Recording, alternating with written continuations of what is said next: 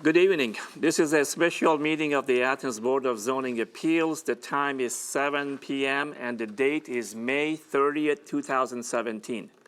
At this time, I will call the meeting to order.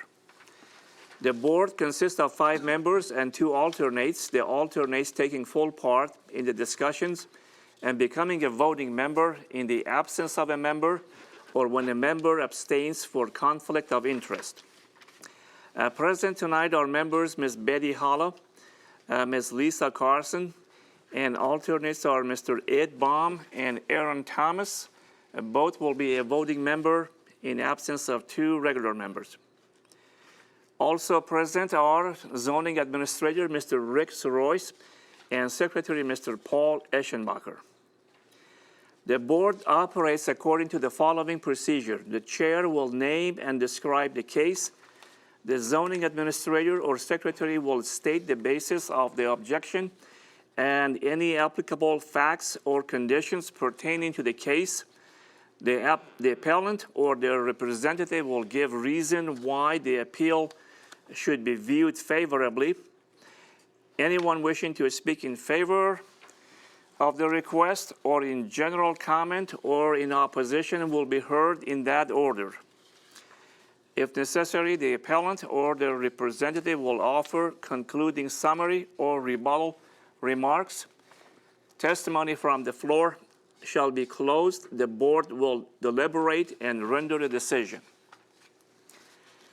According to Athens City Code Section 250504, the Board of Zoning Appeals has power to authorize in specific cases such variances from the standards of Title 25, the flood damage prevention, not inconsistent with federal regulations, not contrary to the public interest, where owing to special conditions of the lot or parcel, a literal enforcement of the provisions of these regulations would result in unnecessary hardship. We'll be using the special 11+5 criteria under Title 25 for this variance instead of the regular 6 under Title 23. Any person, resident or officer, a department or appointed body of the City of Athens aggrieved by a decision of the board may petition the Athens County Court of Common Pleas concerning the illegality of the decision. Such petition must be filed within 30 days after the mailing of the decision of the board to the applicant. There's only one case on tonight's agenda, which I will introduce shortly. The board is required to take testimony under oath. Would anyone wishing to speak concerning any item on the agenda please stand? Do you swear or affirm that any testimony you will present to the board will be the truth, the whole truth, and nothing but the truth? I do. Thank you. Be seated, please. The case is case number 17-12V for the property at 701 East State Street. Zone is M. Appellant is the City of Athens. Appellant is requesting a flood hazard variance from ACC 250411 to allow a net of 3,280 cubic yards of fill imported into the 20-year flood plain without a permanent flood storage offset being provided, where flood storage offset equal to the cubic yards of fill is the minimum requirement. Anything else you would like to add at the code office? I was just going to go through the procedure. Under the flood Title 25, the variance procedure is a little different. Start off with 11 different findings that we have to go through. Now, fortunately, our city planner, Mr. Loeb, references each one of those 11 in his letter to the board, so that'll help facilitate things when he gets up and speaks. After we go through the 11, then there's 5 findings after that that the board goes through. That's what you guys specifically will discuss in deciding on the motion and the variance. Okay, very good. Any questions for the zoning, for the code office? Sir, you could come to the podium and state your name and address for the records. Good evening. Paul Logue, planner for the City of Athens. Home address 15 Old Coach Road, Athens, Ohio 45701. Work address 8 East Washington Street, Athens, Ohio 45701. As part of my responsibilities for the city, I do serve as the floodplain administrator for the city. I've been serving in that authority for about almost 9 years now, believe it or not. And a little bit of background on this section of code specifically. I know that the board doesn't deal with flood variances very often, maybe one a year or possibly even less than that. The section of code that we're talking about, compensatory storage, 250411, that is an additional standard. It is above and beyond the minimums that are required by the Federal Emergency Management Administration, FEMA. We have a fixed set of rules that are required by FEMA in order to manage the floodplain, the flood insurance program for the City of Athens. And so it's essentially what happens is FEMA has rules. If cities follow those rules with their permitting and with how they handle development within the city, all flood insurance ratepayers or all flood insurance payers within the City of Athens get a discounted insurance rate. It helps FEMA and the state to understand that development will be predictable, but also when a disaster happens, the extent of that damage. And so we're compliant with all of that, of course, with this project specifically. But about 9 or 10 years ago, a previous city council and a previous administration were looking to enroll in a program called the Community Rating System to try to get an additional reduction in flood insurance of about 5% for every insurance payer in the city. With that, they adopted additional standards above and beyond what FEMA requires. And one of those standards that they adopted was this language about compensatory storage within our 20 and our 50-year floodplains.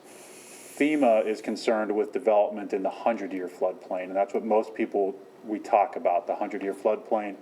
And the standard development for that is that when you're doing fill work, which is typically required, that you have to have the lowest floor of a structure elevated to 1 foot above what FEMA calculates to be the base flood for a city or for a community. So with this project, one of our goals is to get the structures, which is required by FEMA, the locker rooms, the equipment, the mechanicals for the new pool, all of that needs to be elevated 1 foot above that base flood, that 100-year flood. And so we're balancing goals, I think, in this situation. Our primary goal is to meet the standards that FEMA provides, so that we are not in jeopardy of our flood insurance as a city, because we pay an insurance premium for all of our structures that are within the 100-year floodplain as well. Our current pool is slightly below the 100-year, so the mechanicals in the locker rooms and the concessions, they're good for the more frequent flooding, but the 100-year flood event, they would actually be below the flood. So right now we're at risk that this project will be minimizing. Now, the compensatory storage requirements, it essentially means that if you're bringing dirt into the 20 or the 50-year floodplain, which we are doing in this project, you are required to excavate an equal amount. The goal of that, the primary goal is to work with developers to take dirt from your property and move it. So you're excavating and then you're piling somewhere else, and that'll get you 1 foot above but then there's no change in the amount of dirt on your property. And so in theory, the goal of that, or what that means is that you're not putting anybody else at additional risk to basically be holding more water during a flood event. You're responsible to your property, your neighbors are responsible to your properties, et cetera. In a situation like this, what we were looking at was, we already have a low water table at that piece of real estate, and so to start removing dirt, we also have flat lands that are used for recreational purposes, and to be removing dirt and essentially creating ponds and storage and areas for flood storage, we thought we were kind of running counter to other goals that we have as a city, which is providing good recreation lands.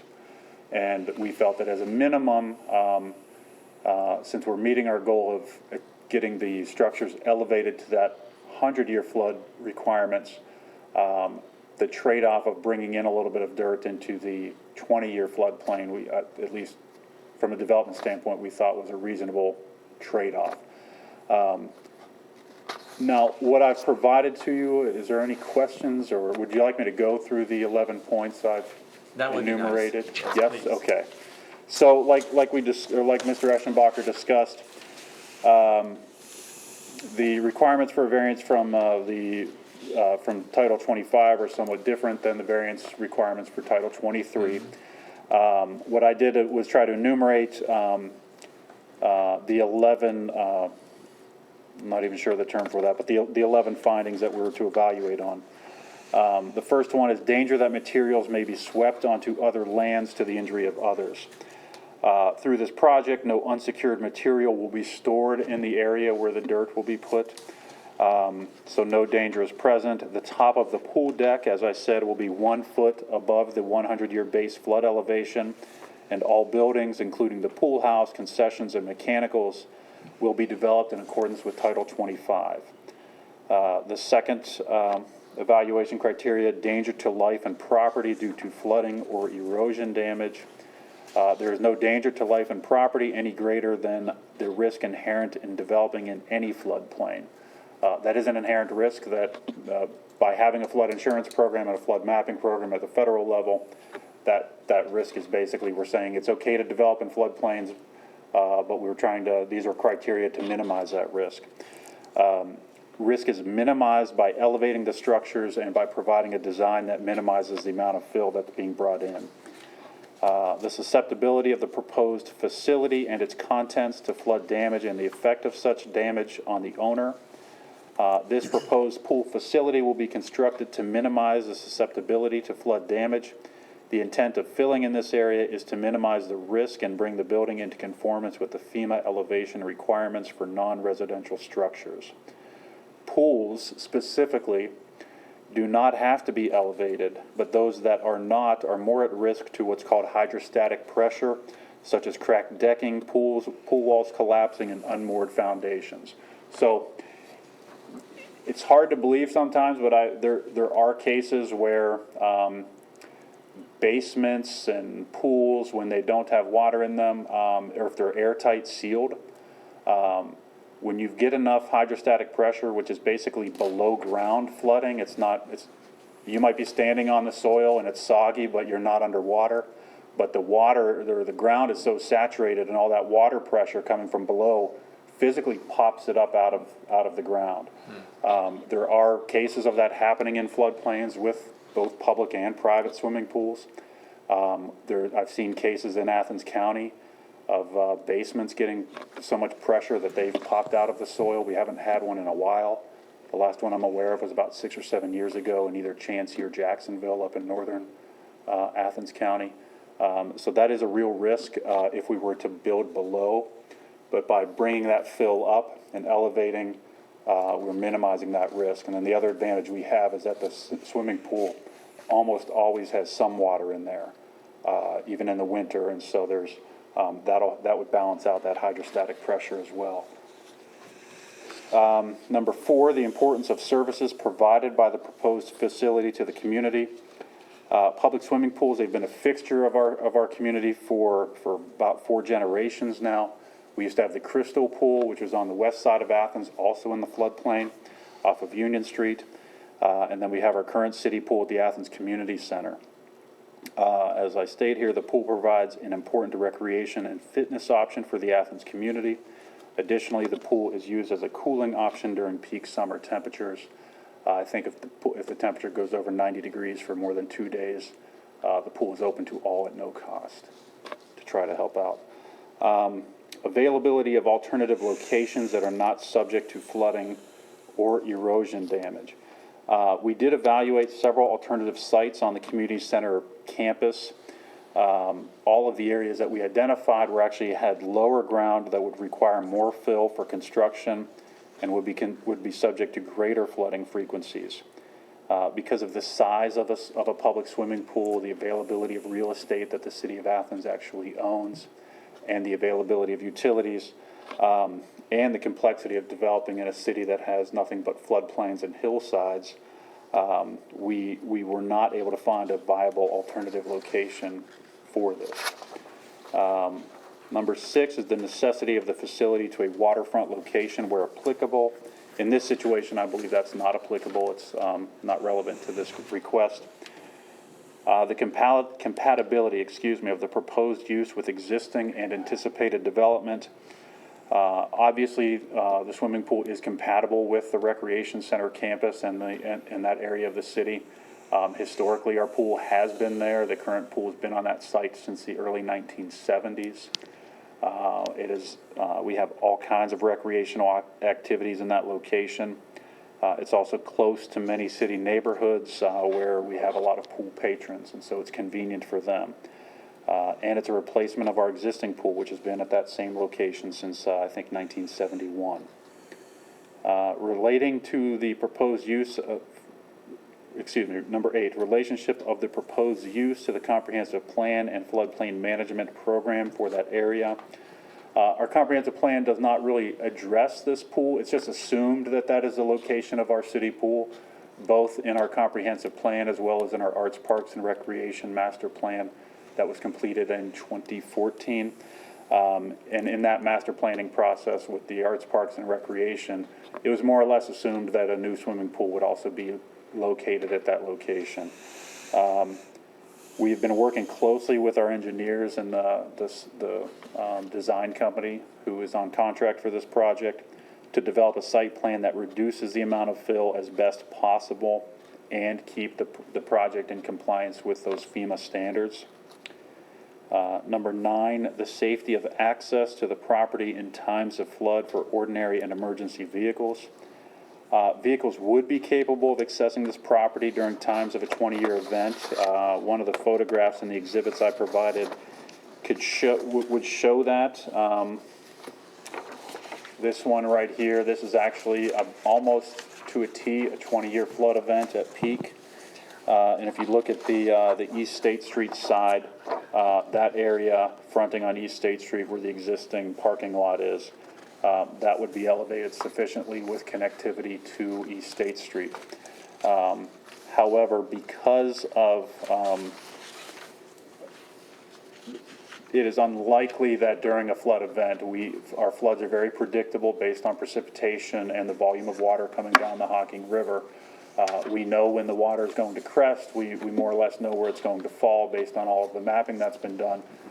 From an emergency services standpoint, at this facility, there's very little to be concerned about because we know when the river is coming and when the water is coming that we can just close the pool. And then, therefore, nobody can have access to it anyway.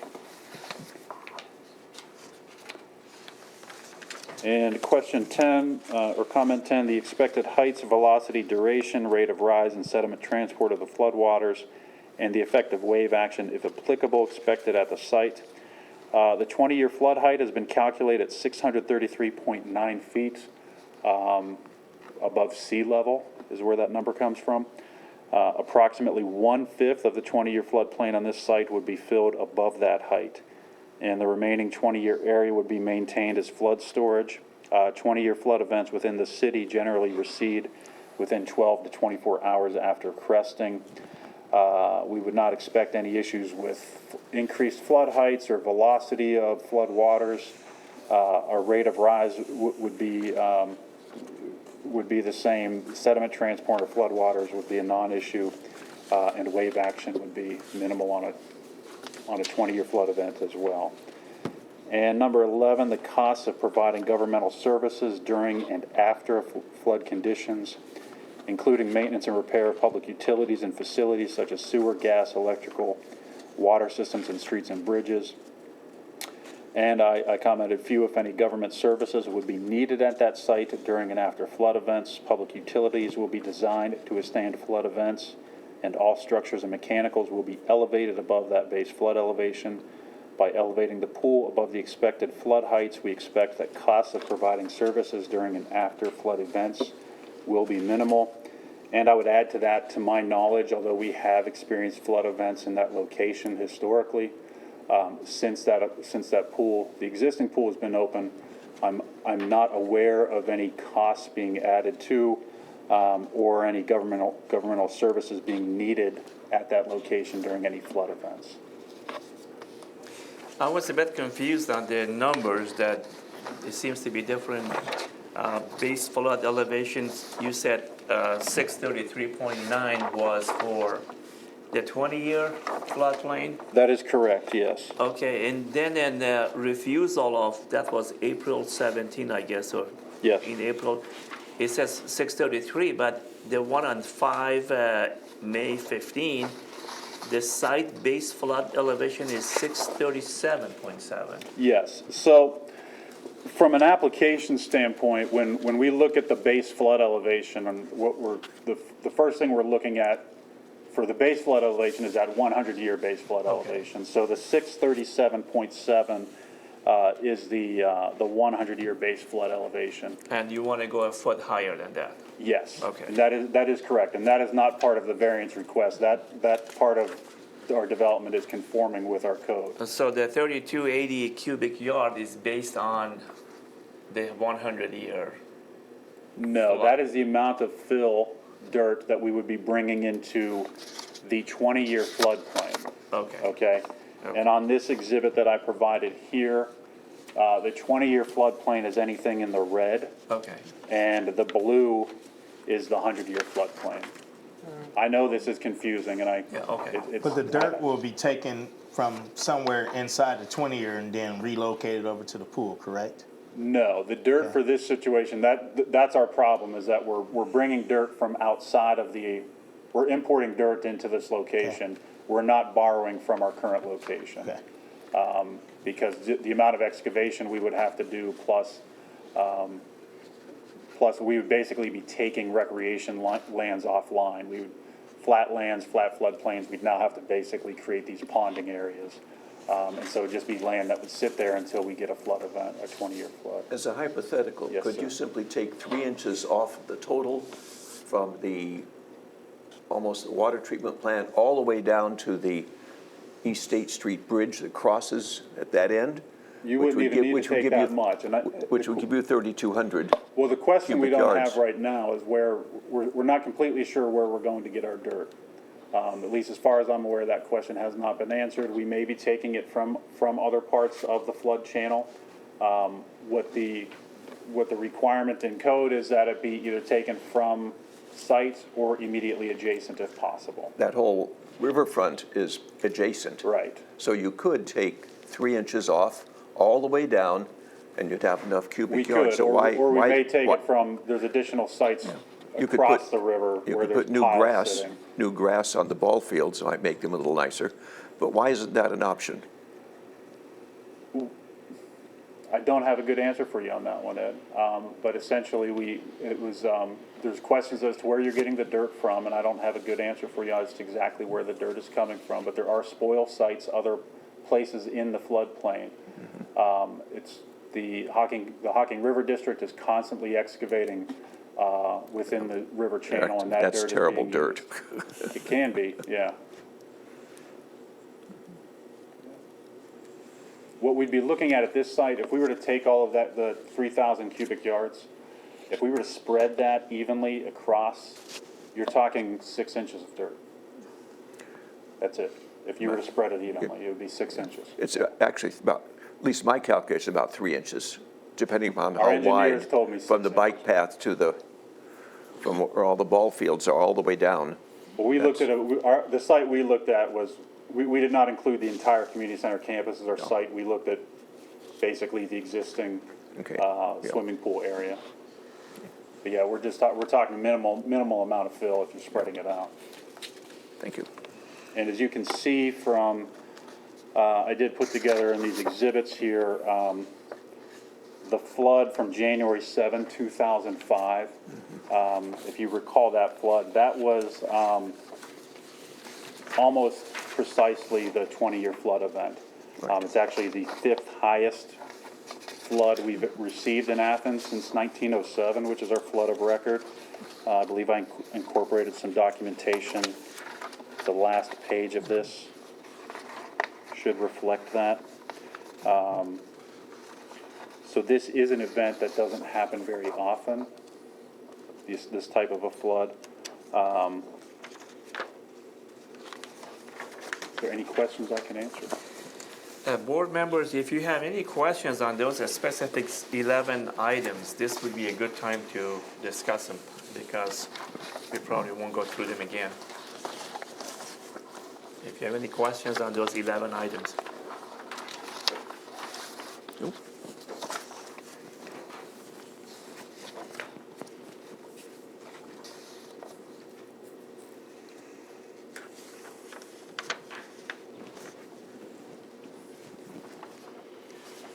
So I'm not sure if I remember what the plan was. You're gonna fill the old pool, or you're gonna leave it open for as a storage room?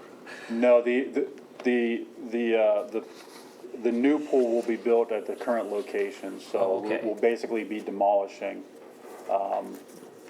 maintaining as much of the dirt on site as possible, and then bringing additional dirt in. Okay. But the current pool was below that 100-year base flood Yeah, elevation. right. When we initially started looking at this, before we got our, Okay. the engineers to shoot elevations, we were actually hoping that it would be above, because then we wouldn't have to do any of this part.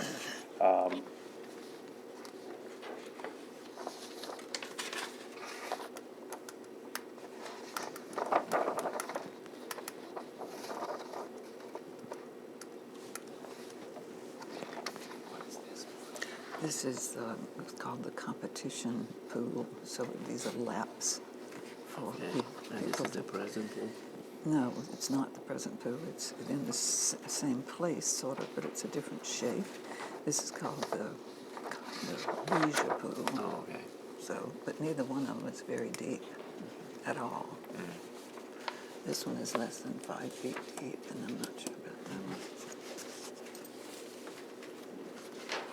Okay, no questions?